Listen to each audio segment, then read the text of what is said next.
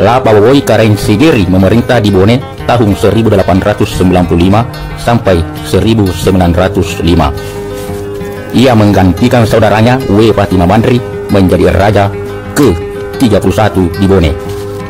Waktu itu Lapawoi Karaeng Segeri sebenarnya sudah tua, tetapi karena memiliki hubungan baik dengan Kompeni Belanda, sehingga dirinya yang ditunjuk untuk menjadi raja di Bone. Pada tahun 1859, Lapawoi Karaeng Segeri membantu Kompeni Belanda memerangi Turatea. Turatea adalah sebuah kecamatan di Kabupaten Jeneponto, Sulawesi Selatan sekarang ini. Ketika kembali dari Turatea tahun 1865, kemudian Lapawoi diangkat sebagai Dulung Ajang Ngale. Karena itulah yang dijanjikan oleh pembesar Kompeni Belanda kepadanya ketika membantu memerangi Turatea. Keberanian dan kecerdasan Lapawoi dalam berperang menjadi buah tutur, sehingga namanya menjadi populer. Ketika saudaranya Bupati Mabandri menjadi mangkau di Bone, Lapawoi diangkat sebagai To Marilaleng di Bone. Karena dianggap berjasa membantu Belanda menundukkan Turatea, maka Lapawoi ditunjuk Belanda menjadi Karaeng di Segeri. Daerah Segeri adalah sebuah kecamatan di Kabupaten Pangkep, Sulawesi Selatan sekarang ini. Karena itulah sehingga namanya menjadi Lapawoi Karaeng Segeri. Ketika Karaeng Bonto-Bonto melakukan perlawanan terhadap Kompeni Belanda, Lapawoi dipanggil kembali oleh Kompeni Belanda untuk membantu meredakan perlawanan Karaeng Bonto-Bonto tersebut. Bonto-Bonto adalah salah satu kelurahan di Kecamatan Marang, Kabupaten Pangkep, Sulawesi Selatan sekarang ini. Perlawanan Karaeng Bonto-Bonto yang dimulai tahun 1868 barulah bisa dipadamkan tahun 1877. Karena pembesar Kompeni Belanda merasa berutang budi atas bantuan yang diberikan oleh Lapawoi, maka diberikanlah penghargaan berupa bintang emas agung dengan kalung yang dinamakan The Grote Golden Star for Crown and Verdienste. Disusul beberapa kesepakatan antara Belanda dengan Lapawoi bersama Hadat di Bone. Di antaranya mengusir Karaeng Popo dari Bone. Setelah Karaeng Popo kembali ke Goa, maka anaknya yang bernama Wesutra Arung Apalah meninggal dunia pada tahun 1903. Pada tanggal 16 Februari tahun 1895 terjadi lagi kesepakatan antara Kompeni Belanda dengan Bone untuk memperbarui perjanjian Bungaya. Dengan demikian Kompeni Belanda bertambah yakin bahwa persahabatannya dengan Bone sudah sangat kuat. Akan tetapi, setahun setelah terjadinya kontrak persahabatan itu, Belanda melihat adanya tanda-tanda bahwa perjanjian yang pernah disepakati bakal diingkari oleh Lapawoi. Pada tanggal 16 Februari tahun 1896, perjanjian itu pun dilanggar. Lapawoi mulai berlaku keras terhadap sesamanya Arung dan juga kepada orang banyak. Adapun tindakan yang dilakukan Lapawoi yaitu memerangi Arung Pineki Wajo serta Laodang Datula Rompong dengan alasan bahwa Arung Pineki dan Datula Rompong menghalangi dagangan garamnya untuk masuk ke Palime. Selain itu, Arung Pineki mencampuri perselisihan antara Luwu dengan Penrekang. Selain itu, Lapawoi beralasan bahwa raja-raja di Sulawesi Selatan dan para pengikutnya terlalu banyak menghabiskan uang hanya untuk candu, perjudian, sabung ayam, dan berburu rusa. Lagi pula putranya yang bernama Abdul Hamid Bertaponggawai sangat tidak suka pada kebiasaan penggunaan candu oleh para bangsawan. Oleh karena itu, di bawah kepemimpinannya, kerajaan-kerajaan tetangga diserang, kampung-kampung dibakar. Akibat tindakan itu, maka pembesar Kompeni Belanda di Makassar yang bernama Tuan Krusen memperingatkan, tetapi Lapawoi tidak mengindahkannya. Beberapa permintaan Belanda tidak diindahkan oleh Raja Bone Lapawoi. Pada tahun 1904, Gubernur Kompeni Belanda meminta sesung atau cukai di pelabuhan Makassar, tapi dihalangi oleh Lapawoi Selain itu, Kompeni Belanda juga meminta untuk mendirikan loji atau gudang di Bajoy dan Palime. Kemudian Belanda siap membayar kepada Bone sesuai permintaan Lapawawoi. Akan tetapi semua permintaan itu ditolak oleh Lapawawoi. Bahkan Lapawawoi memungut cukai bagi warga Bone yang ada di luar Bone. Karena permintaan Kompeni Belanda merasa tidak diindahkan oleh Lapawawoi, maka pada tahun 1905 Bone diserang. Penyerangan itu dipimpin oleh Kolonel Van Loenen dengan persenjataan yang lengkap. Sasaran utama ekspedisi keliling Belanda di Sulawesi untuk membawa Bone dalam penguasaan Hindia Belanda. Latar belakang konflik antar Bone dengan Belanda, Helen Frong menulis dalam bukunya Military Expedition to South Sulawesi tahun 1905 sampai 1906. Ia menulis sebagai berikut. Keputusan untuk mengambil tindakan militer terhadap Bone diambil pada akhir tahun 1904 oleh Gubernur Jenderal Van Heut yang baru saja menjabat. Dia menganggap tindakan tegas terhadap Bone sebagai suatu keharusan. Pada bulan Maret 1905, tujuan militer dan politik dirumuskan, yaitu pendudukan ibu kota Bone, penangkapan raja dan keluarganya, Dewan Kerajaan Hadap Tujuh, dan penaklukan seluruh kerajaan yang berafiliasi dengan Bone. Sebelum ekspedisi militer ke Bone dimulai, diputuskan untuk menduduki kota pelabuhan di pantai barat Parepare. Pada bulan April 1905, kompi ketiga dari Batalion ke-6 dikirim dari Jawa ke Parepare melalui Makassar di bawah komando Kapten Gorman. Namun Raja Sidendering memprotes pendudukan Belanda di Parepare. Akibat pendudukan itu, pada tanggal 19 Mei 1905, Parepare diserbu oleh Raja Sidendering Rapang, Supa, Aita, dan Saito. Kemudian mereka bersama-sama mengirim utusan ke Makassar untuk mengakhiri kontrak perjanjian mereka dengan pemerintah Belanda. Kerusuhan pecah, kampung-kampung dibakar. Tindakan militer pihak pemerintah Belanda tidak bisa dihindari. Pada tanggal 12 Juni 1905, Kapten Gorman dan kompinya maju menuju ke perbukitan timur Parepare.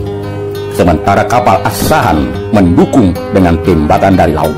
Bukit-bukit hancur, rumah-rumah penduduk termasuk rumah raja terbakar habis. Perlawanan Bugis di Ajak Tapareng berhasil diredam oleh tentara Belanda. Setelah Ajak Tapareng dikuasai, kini tentara Belanda bergerak ke timur. Mereka memusatkan kekuatan untuk menyerang Bone. Belanda mengirim 25 kapal perang, 1.332 personel militer, termasuk unit tempur Marsose, 575 personel non-tempur, 7 kapal perang, 316 ekor kuda, dan bertong-tong mesiu. Pada tanggal 18 Juli 1905, tentara Belanda tiba di perairan Teluk Bone, sekitar 5 km dari Bajoy. Pada tanggal 21 Juli 1905, Belanda mengirim kurir dengan membawa surat kepada Raja Bone Lapawawoi. Surat tersebut berisi tuntutan Belanda kepada Raja Bone. Apabila dalam tempo 24 jam tidak mendapat respon, maka Bone harus menanggung segala risiko. Adapun tuntutan Belanda dalam surat itu, pertama, meminta untuk mendirikan loji atau gudang di Bajoy dan Palime. Kemudian Belanda siap membayar kepada Bone sesuai permintaan Lapawawoi.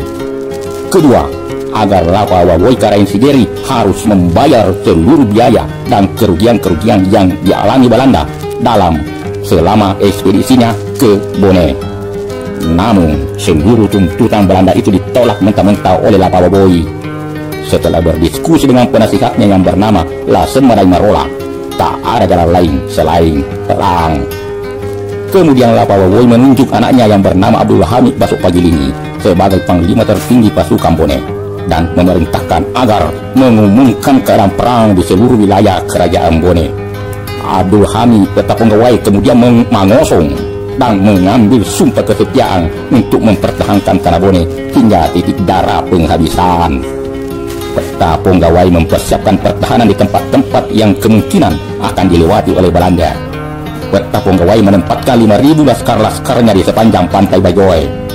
Sementara itu, karena banyaknya prajurit Lapawawoi di Bajoy, sehingga tentara Belanda memilih mendaratkan pasukannya di ujung Patiro. Selain itu, Pantai Bajoe yang berawa-rawa menyulitkan tentara Belanda untuk mendarat. Kemudian tentara Belanda mendaratkan pasukannya di ujung Patiro serta di muara Sungai Cenrana di sebelah utara Bone pada tanggal 20 Juli tahun 1905. Mereka mengepung Bone dari selatan dan utara. Pertempuran di ujung Patiro tak terelakkan. Prajurit Lapawoi berguguran di sepanjang pantai Tanjung Patiro. Laskar Bone mencegat pendaratan tentara Belanda, namun dibalas dengan rentetan peluru dan meriam. Pada tanggal 27 Juli 1905 kemudian tentara Belanda bergerak ke arah Bajoe, pusat pertahanan Laskar Bone. Pertempuran kembali berkecamuk.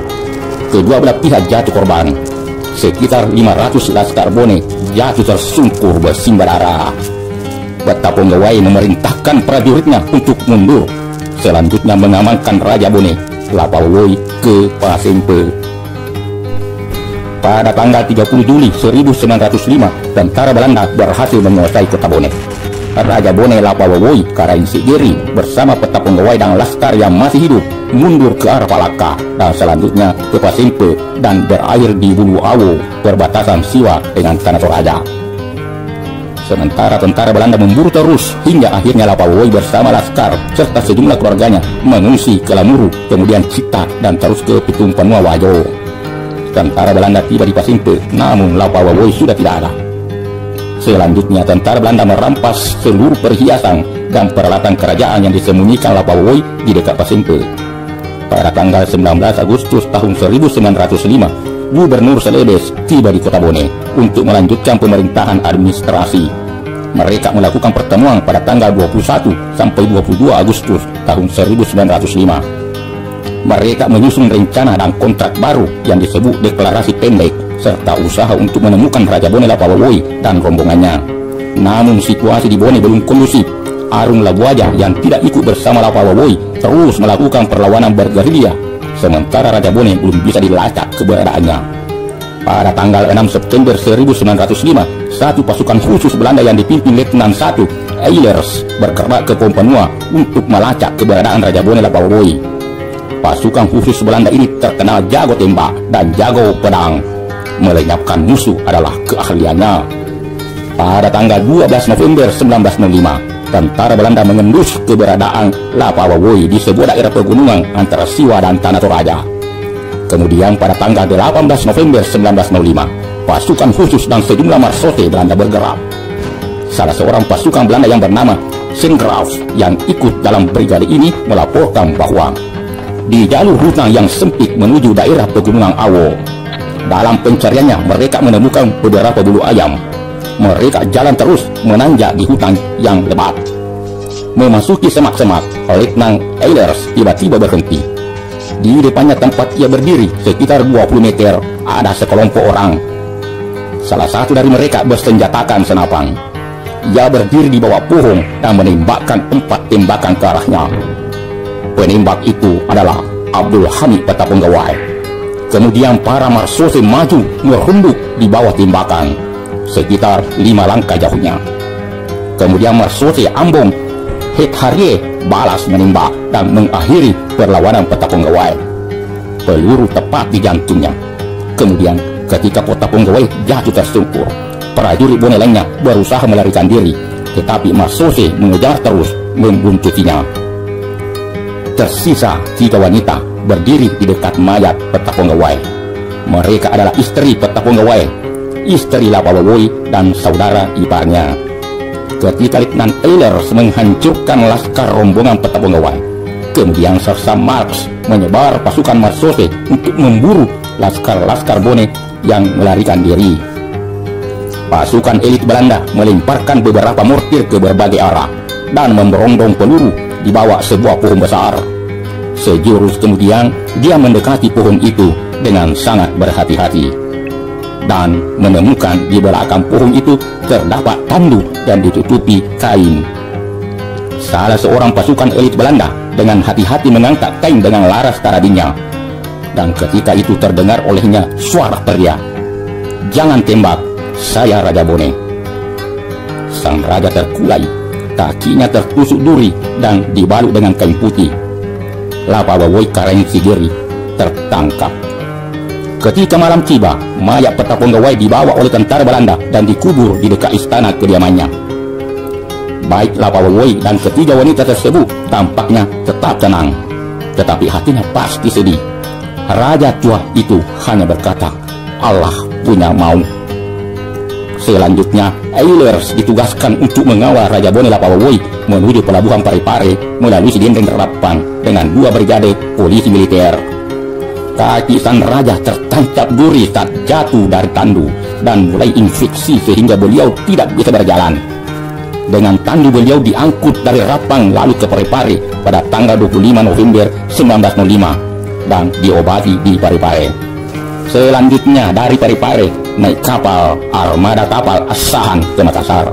Setibanya di Makassar, Raja Lapawawoi diberitahu bahwa dia akan diasingkan seumur hidup ke Bandung, Pulau Jawa. Menurut Belanda, Lapawawoi bersama pengikutnya tetap diperlakukan dengan hormat oleh Belanda. Tanggal 14 Desember tahun 1905, Lapawawoi dibawa ke dermaga dengan menggunakan kereta kuda milik Gubernur Jenderal Belanda di Makassar. Ketika Raja Bone Lapawawoi berada di atas kapal Roosevelt yang akan membawanya ke Pulau Jawa, Lapawawoi menyerahkan harta putranya yang telah gugur. Harta itu diberikan kepada Karel Eilers berupa keris, sarung, dan songko. Menurut laporan dari Eilers, sarungnya rusak karena peluru. Ketika seorang raja diangkat lagi di Bone pada tahun 1931, ia memberitahu pemerintah Belanda bahwa ia tidak dapat memerintah tanpa perhiasan negara. Pada tahun yang sama, perhiasan itu dikembalikan ke Bone pada saat pelantikan Raja Bone ke-32 Andi Mapanyuki. Seperti kebiasaan, bagi yang kalah perang menyerahkan kepada pemenang sebagai tanda penyerahan. Benda-benda yang diterima Eilers dari Raja Bone tetap ada di keluarga itu selama 100 tahun. Dan pada tahun 2005 mereka sumbangkan ke Museum Brombeek di Arnhem. Adapun Lapawawoi Karensigiri mulanya diasingkan di Bandung, akhirnya dipindahkan ke Jakarta. Pada tanggal 11 November tahun 1911, Lapawawoi Karensigiri meninggal dunia di Jakarta. Maka dinamakan Matinroe Ri Jakarta. Ada juga yang mengatakan Matinroe Ri Bandung. Dalam tahun 1976, Lapawawoi dianugerahi gelar sebagai pahlawan nasional dan kerangka jenazahnya dipindahkan ke Taman Makam Pahlawan Kalibata.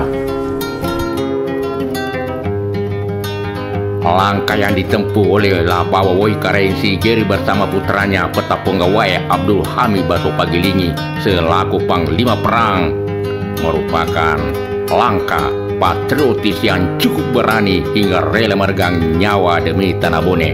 Tertangkapnya Lapawawoi Karensigiri dan gugurnya putra Abdul Hamid Basopagilingi dan ribuan laskar kerajaan Bone lainnya merupakan bukti betapa tingginya semangat patriotis rakyat Bone di bawah pimpinan Lapawawoi Karensigiri bersama putranya menantang penjajah Belanda.